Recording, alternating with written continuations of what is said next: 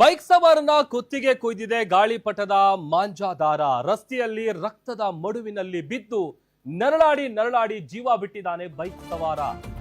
ಬೀದರ್ನ ಚಿಟಗುಪ್ಪ ತಾಲೂಕಿನ ತಾಳಮಡಗಿ ಗ್ರಾಮದ ಬಳಿ ನಡೆದಿರುವಂತಹ ದುರಂತ ಇದು.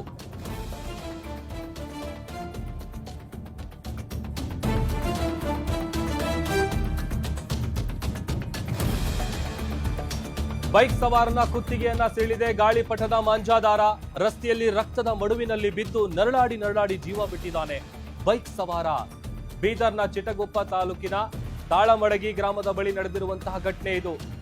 ಬಂಬುಳಗಿ ಗ್ರಾಮದ ಸಂಜೀವ್ ಕುಮಾರ್ ಹೊಸಮನಿ 48 ವರ್ಷ ಆತ ಸಾವನ್ನಪ್ಪಿದ್ದಾನೆ. ಸಂಕ್ರಾಂತಿ ಹಬ್ಬಕ್ಕೆ ಮಗಳನ್ನ ಕರೆದುಕೊಂಡು ಬರೋದಕ್ಕೆ ಹೊರಟಿದ್ರು ಸಂಜೀವ್. ಹುಮನಾಬಾದ್ನಿಂದ ಹಾಸ್ಟೆಲ್ನಲ್ಲಿ ಏನು ಓದ್ತಾ ಇದ್ಲು ಅವರ ಮಗಳು. ಮನ್ನಾ ಏಕ್ಹಳ್ಳಿ ಸರ್ಕಾರಿ ಆಸ್ಪತ್ರೆಗೆ ಇವಾಗ ಶವಾಗಾರಕ್ಕೆ ಆತನ ಮೃತದೇಹವನ್ನ ರವಾನೆ ಮಾಡಲಾಗಿದೆ.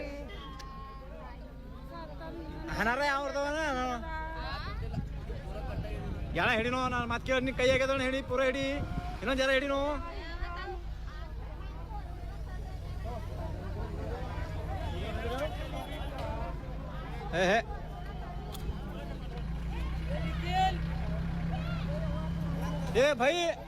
ए भाई मोको रो भाई अंजे मोको नहीं सुमन मोको